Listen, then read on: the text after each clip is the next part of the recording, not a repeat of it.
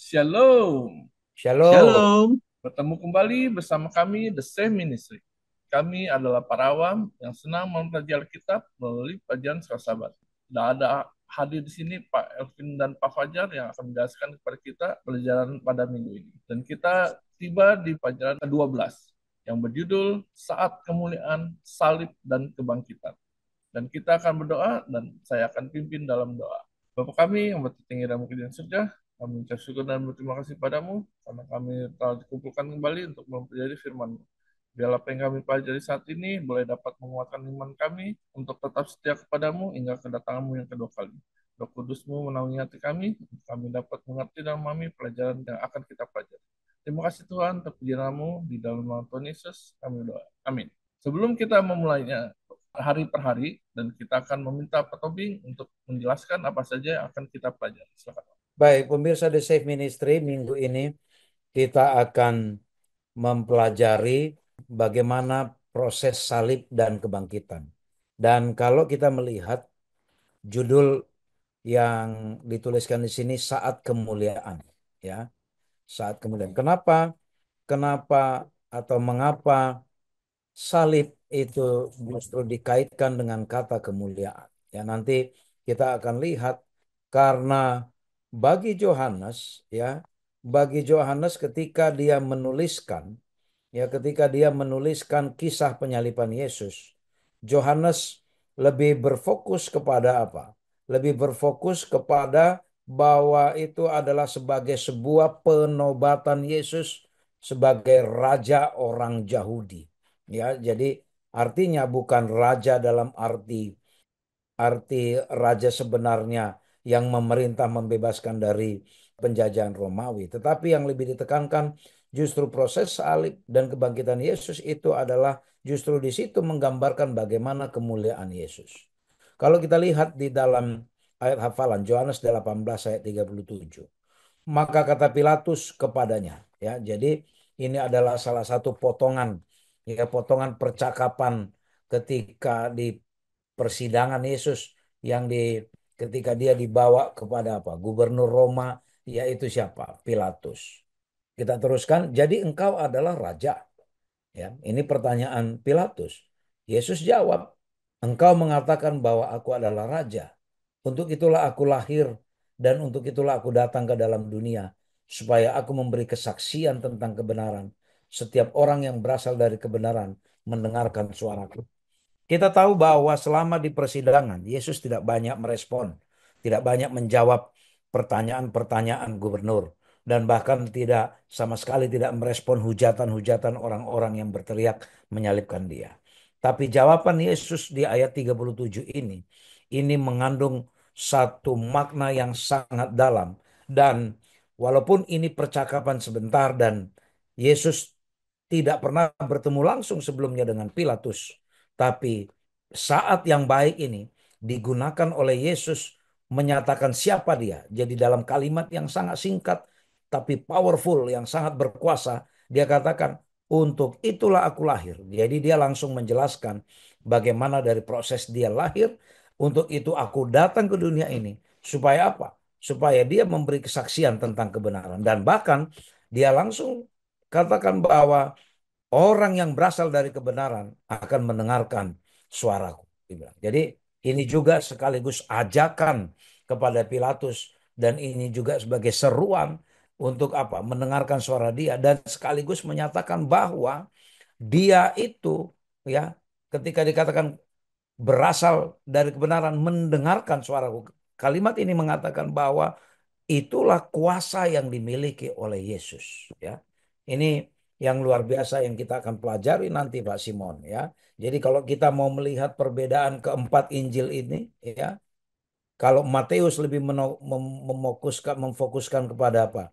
Penggenapan kitab suci. Kalau Markus dia lebih menekankan kepada apa? Bagaimana kisah-kisah kehidupan Yesus dan aplikasinya di dunia ini. Lalu kalau Lukas lebih berfokus kepada apa? Kesembuhan, ya, dan keselamatan. Jadi tidak heran karena Lukas berlatar belakang seorang tabib. Tapi Yohanes lebih banyak bicara dari sisi doktrin yang lebih dalam, bagaimana kisah penyaliban itu sebenarnya bukan sebuah kekalahan, tetapi itu adalah sebuah apa? Sebuah peristiwa yang memuliakan Yesus. Demikian Pak Simon dan pemirsa The Save Ministry sebagai pengantar bagi kita.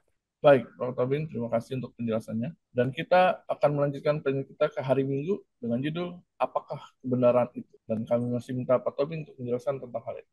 Saya mengajak pemirsa The Save Ministry kita sama-sama membaca Yohanes 18 ayat 33 sampai 38. Maka kembalilah Pilatus ke dalam gedung pengadilan lalu memanggil Yesus. Kenapa dikatakan kembalilah Kak? Berarti sebelumnya sebelumnya sudah disidangkan di hadapan Pilatus, dikirim ke Kayafas, lalu kembali lagi kepada Pilatus. Lalu memanggil Yesus dan bertanya kepadanya, "Engkau inikah raja orang Yahudi?" Lalu jawab Yesus, "Apakah engkau katakan hal itu dari hatimu sendiri atau adakah orang lain yang mengatakannya kepadamu tentang aku?" Ya, jadi ini Yesus tanya balik, ini kamu ini atas bisikan orang ya atau memang dari hatimu sendiri bertanya itu? Lalu Pilatus bilang, "Kamu pikir aku seorang Yahudi gitu ya? Apakah aku seorang Yahudi? Kan bangsamu sendiri dan bahkan apa? Imam-imam kepala yang sudah menyerahkan kamu ke aku. Ya, saya tahu dari situ." Lalu Pilatus tanya, "Sebenarnya apa yang engkau perbuat?" Lalu ayat 36, Yesus bilang, "Kerajaanku bukan dari dunia ini. Jika kerajaanku dari dunia ini, pasti hamba-hambaku telah melawan." Ini maksudnya begini, kalau saya raja dunia, ya sudah pasti tentaraku, masaku akan melawan.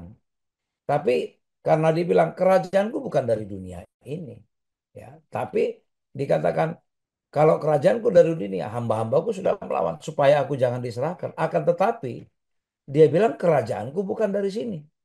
Lalu Pilatus tidak sabar, dia potong. Jadi engkau adalah raja, ya.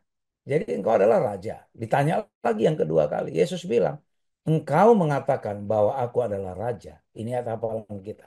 "Untuk itulah aku lahir dan untuk itulah aku datang ke dalam dunia ini, supaya aku memberi kesaksian tentang kebenaran.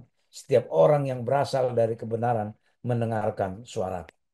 Inilah dia sampaikan. Apa respons Pilatus? Ayat 38. Kata Pilatus kepadanya, "Apakah kebenaran itu?" Ya, apakah kebenaran itu? Pemirsa The Save Ministry, bisa jadi kita seperti Pilatus, penasaran, ya, penasaran, ya, apakah kebenaran itu?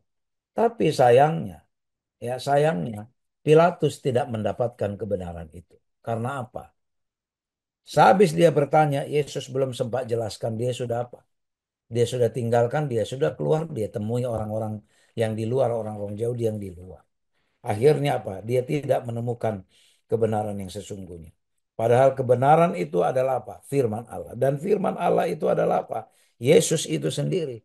Jadi kalau dikatakan apakah kebenaran itu? Ya, Yesus itu sendiri. Padahal sebenarnya Yesus sudah bilang di ayat sebelumnya, setiap orang yang berasal dari kebenaran mendengarkan suaraku.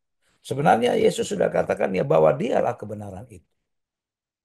Pemirsa The Save Ministry, ya, pelajaran dari Pilatus menjadi satu makna yang baik bagi kita. Ya, sering sekali kita apa? Kita tidak mendapatkan seutuhnya penjelasan mengenai kebenaran itu karena kita sudah langsung meninggalkan Allah bersuara kepada kita. Kita langsung meninggalkan Allah ketika hendak berbisik, hendak menyatakan kepada kita. Dan kita lebih mengurus hal-hal tugas kita sama seperti Pilatus. Belum dia mendengarkan penjelasan mengenai apa kebenaran itu. Mending dia langsung apa? Dia langsung fokus kepada tugasnya. Dia menghadapi tuntutan orang banyak itu. Ya, dia lebih kepada menyelesaikan tanggung jawab dia sebagai gubernur, tetapi dia meninggalkan apa? Kesempatan untuk mendengarkan kebenaran yang sesungguhnya. Seandainya dia mendengarkan kebenaran yang sesungguhnya, mungkin akan lain ceritanya. Dia mungkin akan menerima pertobatan itu. Demikian penjelasan di hari ini Pak Simon dan pemirsa di Save Ministry. Terima kasih Pak Tobing untuk penjelasannya. Dan kita akan melanjutkan perjalanan kita ke hari Senin dengan judul Lihatlah Manusia Itu. Dan kami minta Pak Fajar untuk menjelaskan tentang hal ini. Silakan Pak. Iya, Pak Simon dan pemirsa The Sip Ministry ya. Jadi melanjutkan apa yang dijelaskan oleh panelis Saudara Elvin, bahwa sebetulnya Pilatus ini bertanya kepada Yesus, apakah kebenaran itu? Tapi rupanya dia tidak tertarik dengan itu. Dia hanya menyatakan dan dia melihat bahwa dia tidak menemukan hal-hal yang salah yang dilakukan oleh Yesus itu sendiri, dan tidak heran bahwa Pilatus itu sebetulnya ingin membebaskan Yesus ya, ingin membebaskan Yesus karena dia tidak dapati kesalahan apapun ketika Pilatus bertanya, kemudian apa yang dijelaskan oleh Yesus, tapi dia juga juga hanya sebatas mungkin hanya di permukaan saja ya untuk mengenal untuk kebenaran ini. Nah, Pilatus berusaha untuk berdialog dengan orang banyak. Tujuannya untuk membebaskan Yesus. Padahal sebetulnya dia bisa aja karena dia memiliki kuasa untuk membebaskan seorang tahanan atau kejahatan. Namun yang ada menjadi satu kebiasaan ketika hari Paskah itu mereka diberikan satu pilihan siapa yang akan dibebaskan dan siapa yang akan dihukum. Dan jatuh pada seorang penjahat atau perampok yang bernama Barabas. Dan Barabas beserta Yesus disandingkan, ditawarkan Pilatus kepada banyak orang, para imam, para pemimpin, mana yang akan mereka pilih. Dan rupanya mereka justru memilih Barabas, seorang perampok untuk dibebaskan. Bukannya Yesus ya yang tidak didapati kejahatan apapun oleh Pilatus. Nah, sekarang dimulailah satu ejekan, kemudian penghinaan terhadap Yesus, para prajurit Romawi menganyam sebuah mahkota duri, kemudian memakaikan jubah ungu kepadanya, dan mereka melakukan satu seperti halnya parodi gitu ya. Melakukan parodi seakan-akan bahwa Yesus ini memang diparodikan sebagai seorang raja orang-orang Yahudi ya. Dan disitulah ejekan, hinaan yang sangat begitu banyak ya. Dan dan inilah yang mungkin bagi bagi orang-orang Yahudi sendiri mereka bersuka cita untuk itu. Tetapi tujuan mereka sebetulnya mereka sudah melontarkan satu statement pernyataan bahwa Yesus harus disalibkan dan Yesus disalibkan. Tapi rupanya ada satu pembicaraan yang sangat menarik begitu ya. Ketika Pilatus berusaha untuk membebaskan Yesus, dan ini mendapatkan satu reaksi dari para pemimpin, kemudian orang-orang Yahudi, bahwa mereka menginginkan bahwa Yesus itu disalib saja. Namun Pilatus tetap aja ya, tetap berusaha untuk membebaskan. Namun apa yang dikatakan ya, mereka tetap berteriak ya, jangan, mereka memilih Barabas. Tapi ada satu hal yang menarik ketika orang banyak itu menyatakan bahwa Yesus ini mengaku sebagai anak Allah. Dia harus dihukum karena Yesus ini mengaku sebagai anak Allah. Nah, bagi Pilatus mendengar bahwa dia adalah anak dewa, takutlah dia. Takut sekali dia. Wah, ini nggak nggak main-main anak-anak dewa, dan dia berusaha untuk bertanya kepada Yesus, benar kamu bahwa bahwa kamu adalah raja bagi orang Yahudi. Tapi Yesus katakan bahwa kerajaan aku itu bukan dari sini ya. Kalaupun dia ada di sini, pasti banyak hamba-hambanya dia untuk berusaha untuk melawan, ya kan? Berusaha untuk melawan. Nah, dan dari situ Pilatus mencoba untuk membebaskan dia lagi. Tapi lagi-lagi orang banyak, para pemimpin, orang-orang Yahudi berusaha untuk mengatakan bahwa Yesus harus disalibkan. Dan ada sesuatu hal yang menarik, mungkin karena dia frustasi ya. Karena dia frustasi, Pilatus ini katakan setelah Yesus itu dikasih baju ungu, kemudian diberikan mahkota duri, lihatlah manusia itu. Lihatlah manusia itu. Itu dia tujukan kepada Yesus, diberikan kepada orang-orang Yahudi itu. Dan Injil Yohanes mencatat, teringat akan perkataan dari Yohanes Pembaptis bahwa lihatlah anak domba Allah yang menghapus dosa manusia. Dan kata-kata ini hampir sama ya, lihatlah manusia itu. Tapi Yohanes Pembaptis katakan bahwa inilah anak domba Allah yang menyelamatkan manusia dari dosa. Apa sih pelajaran yang bisa kita ambil dari sini? Ketika Yesus diagung-agungkan, ditinggikan, bahwa dia adalah seseorang yang akan menyelamatkan manusia dari dosa. Nah, sekarang manusia yang ingin diselamatkan, melihat bahwa dia adalah manusia biasa gitu ya, yang dicemooh, yang dihina dan pantas untuk disalibkan. Ini sangat ironis sekali. Dan Yesus mau melakukan itu. Oleh karena itu kasihnya yang begitu besar itu memberikan inspirasi bagi kita semuanya. Demikian Pak Simon dan pemirsa The Safe Ministry. Baik, terima kasih Pak Fajar untuk penjelasannya. Dan kita akan melanjutkan planning kita ke hari Selasa dengan judul Sudah Selesai. Ini ucapan yang dikatakan Yesus ketika dia mati di kayu salib. Dan kami minta Pak Tobing untuk menjelaskan tentang hal ini. Baik, pemirsa The Safe Ministry, ini sebuah kalimat yang sangat populer dari beberapa kalimat yang diucapkan Yesus ketika di kisah penyalipannya, yaitu sudah selesai. Kita coba baca di Yohanes 19 ayat 17 sampai 22. Sambil memikul salibnya, ia pergi keluar ke tempat yang bernama apa? Bernama tempat tengkorak dalam bahasa Ibrani Golgota. Dan di situ ia disalibkan mereka, dan bersama-sama dengan dia disalibkan juga dua orang lain sebelah menyebelah Yesus di tengah-tengah. Dan Pilatus menyuruh memasang juga tulisan di atas kayu salib itu, bunyinya apa? Yesus orang Nazaret, Raja orang Yahudi. Inilah ide dari apa? Dari Pilatus. Tapi banyak orang Yahudi baca tulisan itu ya. Dan imam-imam orang Yahudi mengatakan kepada Pilatus, janganlah kamu tulis Raja orang Yahudi ya. Tapi biar aja dikatakan aku adalah Raja orang Yahudi. Jadi maksudnya maksudnya imam-imam ini seperti apa namanya? Kalau dikatakan aku adalah Raja orang Yahudi, seolah-olah Yesus yang membuat pengakuan ya, membuat pengakuan bahwa saya adalah Raja orang Yahudi. Ini sebenarnya ejekan ya. Kalau Yesus orang Nazaret dan Raja orang Yahudi, ini orang lain yang menyematkan kalimat itu gitu ya. Tapi Pilatus bilang apa? Apa yang kutulis tetap tertulis. Itulah akhirnya itulah akhirnya tulisan itu tetap dipertahankan seperti itu. Lalu kita coba teruskan lagi, kita baca di ayat 25.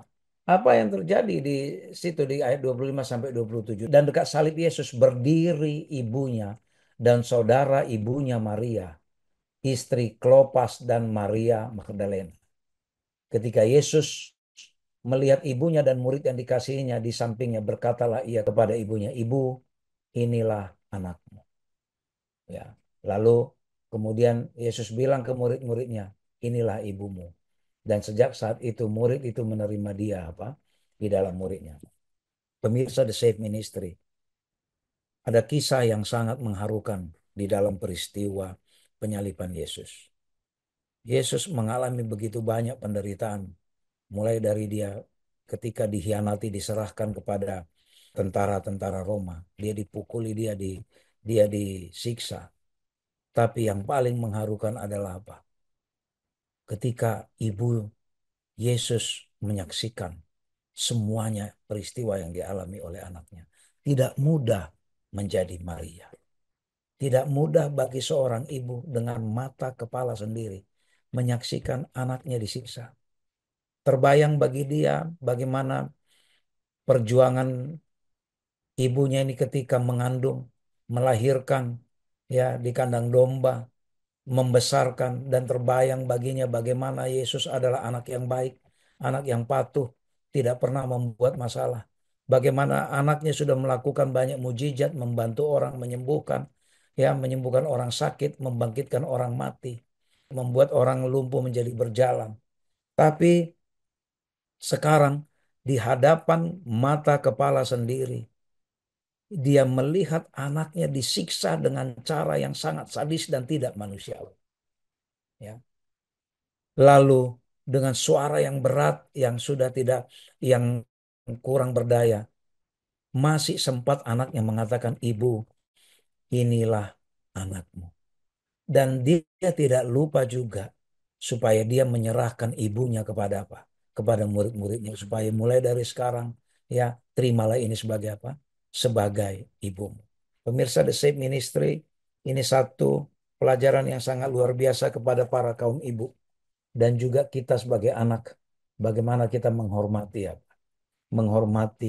orang tua kita. Lalu kisah berlanjut di ayat 28. Ya, karena ini harus berjalan terus. Yesus tahu bagaimana berat hatinya ibunya, tapi Yesus tahu waktu harus berjalan. Ya, segala sesuatu sudah selesai. Lalu supaya genaplah apa yang ada tertulis di dalam kitab suci. Lalu Yesus bilang, aku haus. Ya, aku haus. Apa yang terjadi? Lalu orang-orang di situ dia cocokkan bunga karang, ya, dicelupkan ke dalam anggur asam pada sebatang apa? Hisop, lalu dimasukkan ke mulut Yesus. Sesudah Yesus minum anggur yang asam itu, lalu Yesus mengatakan, it is finished. Sudah selesai. Kemudian apa? Dia menundukkan kepalanya dan Yesus pun akhirnya apa? Mati.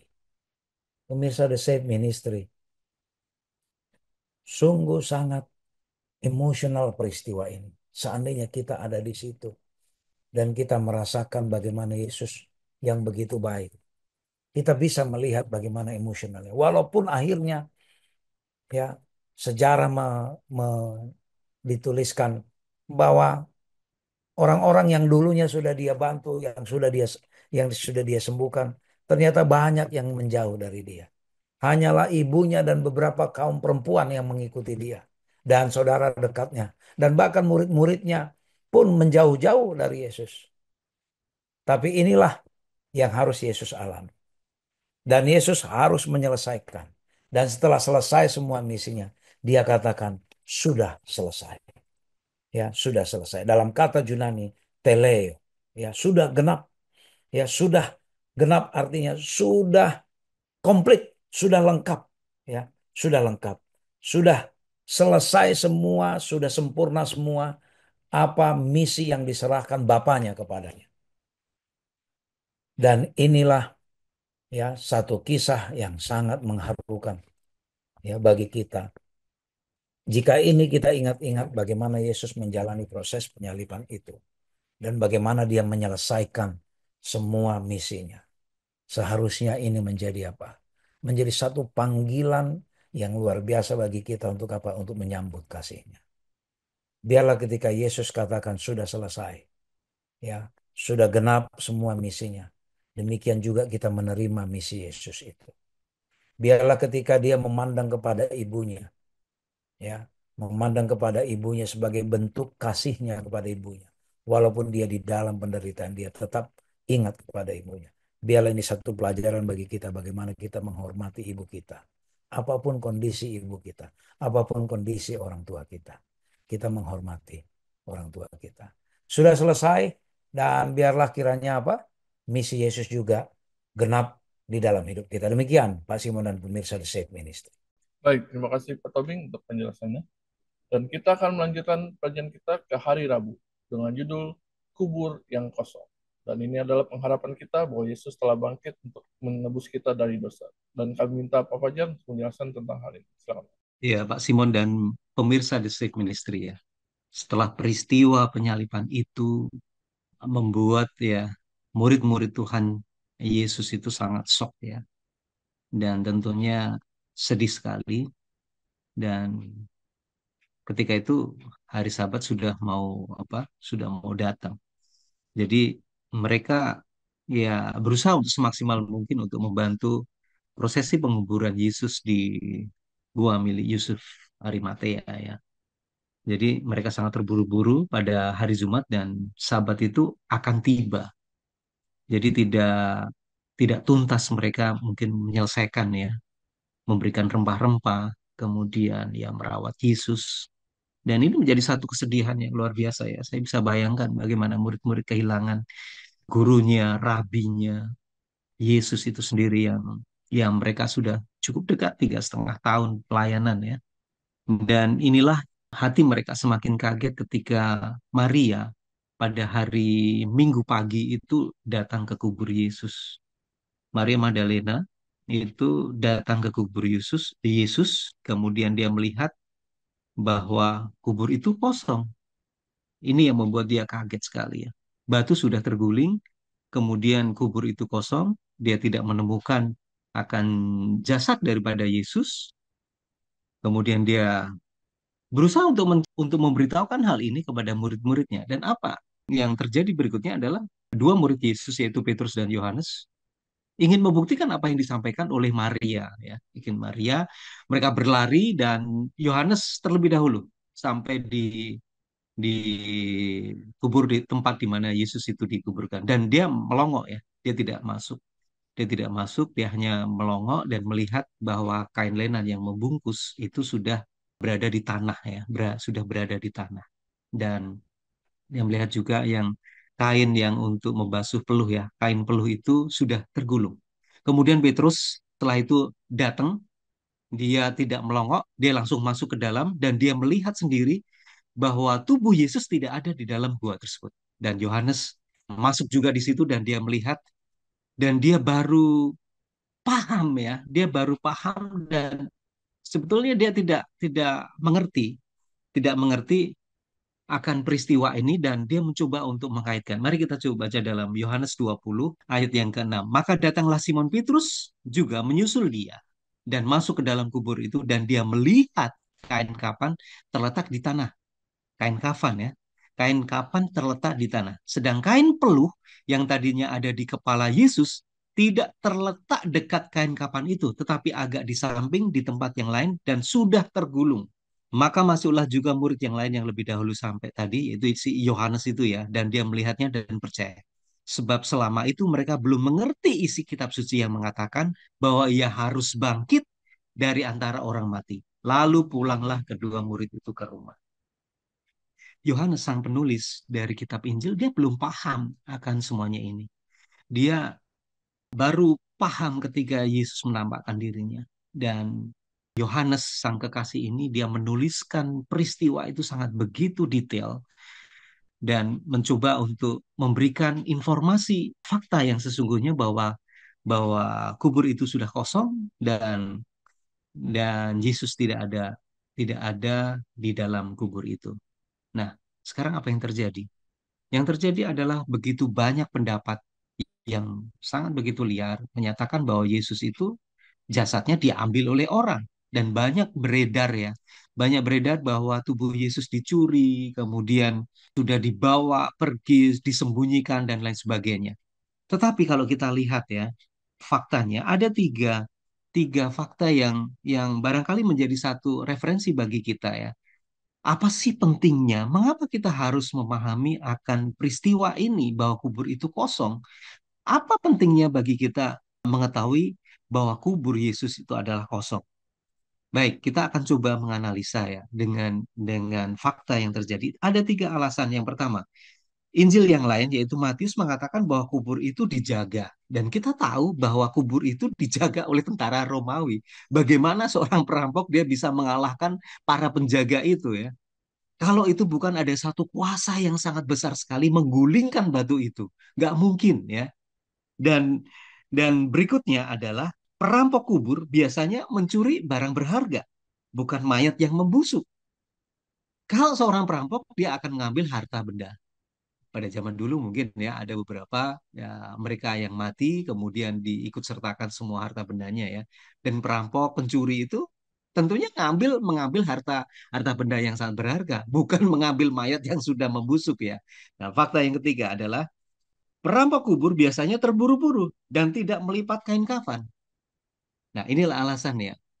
Perampok ini kalau dia mengambil ya, tentunya kan buru-buru. Tetapi kalau kita lihat ada kain peluh yang sudah tergulung, artinya itu kan dilipat ya.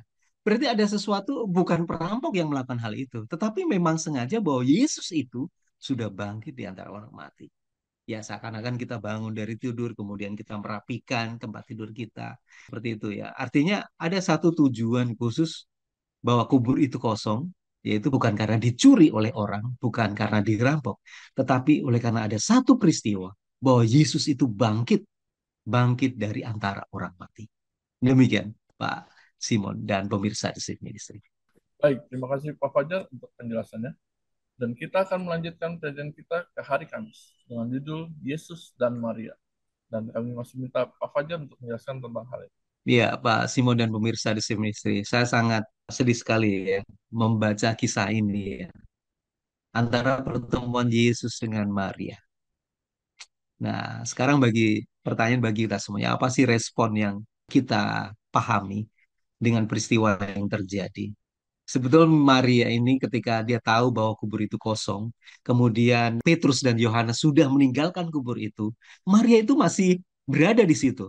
Saya yakin bahwa air mata Maria sudah habis ya. Ketika dia harus menyaksikan tuannya atau Yesus itu di atas kayu salib, itu sudah sangat sedih sekali. Ditambah lagi ketika dia menemukan kubur itu kosong dan dia tidak bisa melihat dan tidak menemukan jasad daripada Tuhannya, itu semakin sedih. Mengapa sudah disalibkan, sudah harus mati, sekarang jasadnya hilang, tidak tahu dia jasadnya Yesus itu ada di mana. Sudah habis air mata dari mata Maria. Dan ketika dia masuk di dalam gua, dia menemukan ada dua orang. Itu sebetulnya malaikat sini. Dua orang, yang satu di ujung, yang satu dekat kepala Yesus. Dan malaikat ini mengatakan, apa yang kamu cari, Ibu? Dan Maria katakan bahwa tuannya, ya, tuannya. Mari kita coba baca ya, baca dalam ini, kisah ini bagus sekali.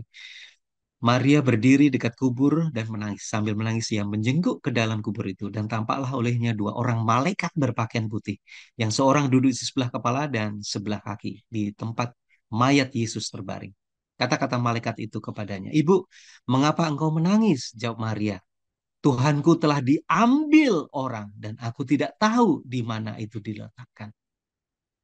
Maria menganggap bahwa jasad daripada Yesus itu diambil oleh orang.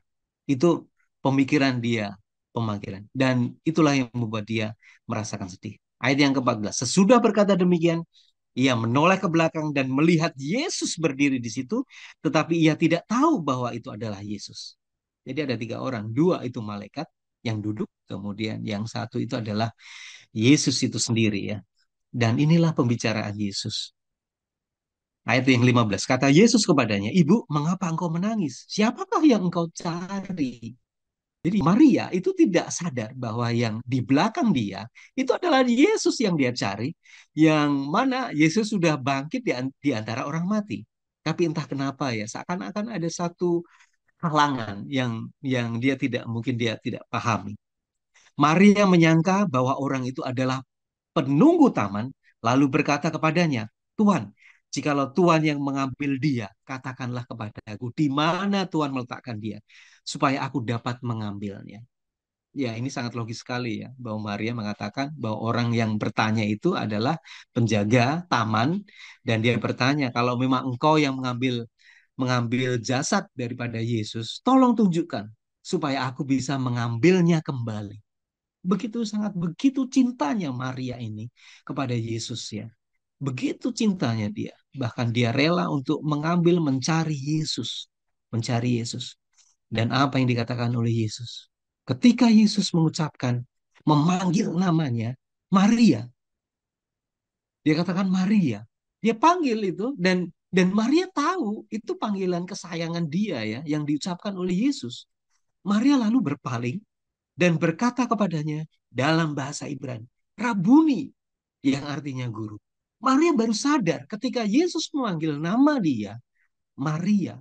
Itu kata-kata dan ucapan itu sama seperti halnya waktu Yesus bersama-sama dengan Maria ketika itu. Sebelum disalibkan ya. Sehingga dia ingat, wah ini yang manggil ada guru. Rabuni, atau artinya guru. Kemudian Yesus katakan, janganlah engkau memegang aku, sebab aku belum pergi kepada Bapa, tetapi pergilah kepada saudara-saudaraku.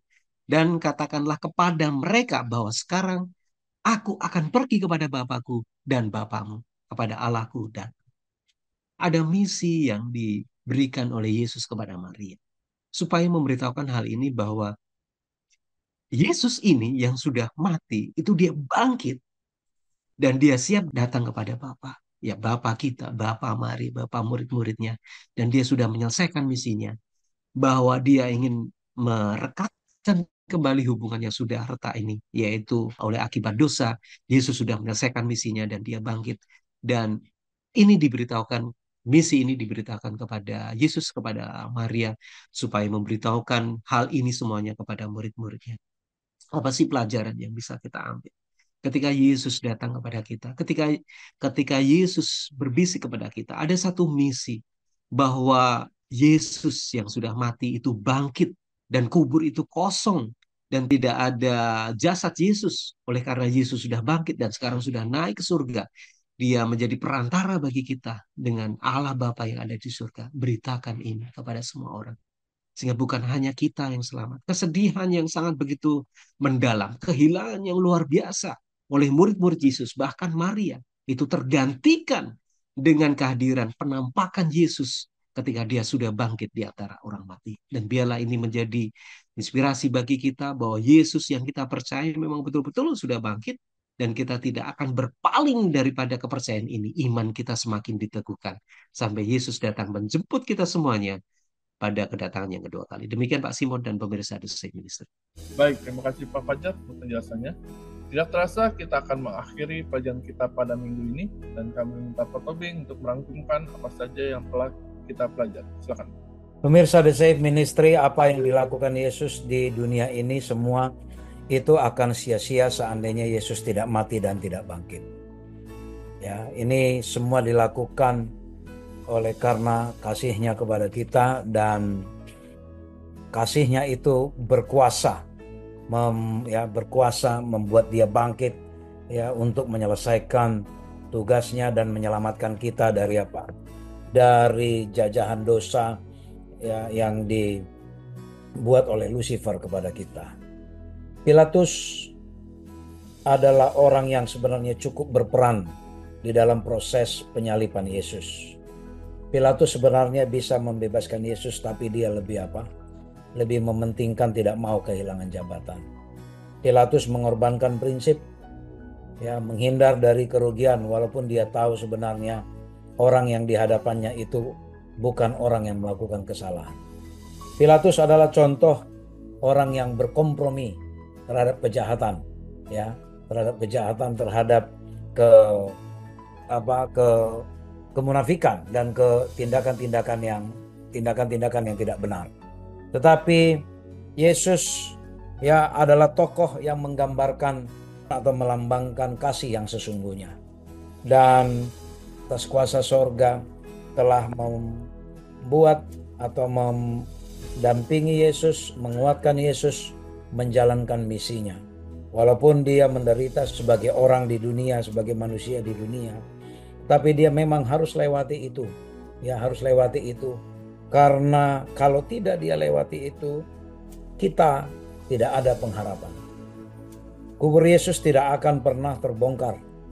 Ya, kubur Yesus tidak pernah akan terbuka seandainya apa? Seandainya itu bukan karena kasih Allah kepada kita. Ada banyak pemikiran-pemikiran yang mengatakan bahwa Yesus tidak bangkit. Tapi tadi sudah dijelaskan, memang kebangkitan Yesus itu sungguh nyata. Karena kebangkitan Yesus itulah kemenangan kita. Karena kebangkitan Yesus itulah juga kemenangan sorga atas dosa. Sekarang waktunya bagi kita adalah untuk menyambut kasih Allah itu, menyambut kasih Yesus itu. Sehingga ketika Yesus datang untuk yang kedua kali nanti, ya, menyelesaikan misi yang kedua, membawa kita ke kerajaan sorga, memulihkan kembali bumi ini, ya, ke dalam citra, menjadi bumi yang bersih dari dosa, dan mengembalikan citra Allah, ya, melalui kita. Itu adalah misi Yesus nanti yang kedua kali. Sudahkah kita bersedia untuk menyambut itu? Apakah kita menaruh hidup kita sepenuhnya? Apakah menaruh tubuh kita ini menjadi persembahan yang hidup bagi Yesus?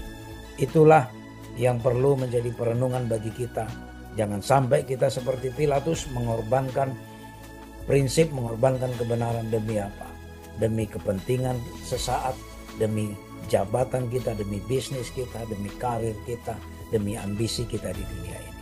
Biarlah kiranya kita menjadi bagian dari perkataan sudah selesai, sehingga kita pun boleh menjadi bagian dari misi kasih Yesus yang Tuhan tunjukkan kepada kita. Kiranya Tuhan memberkati kita.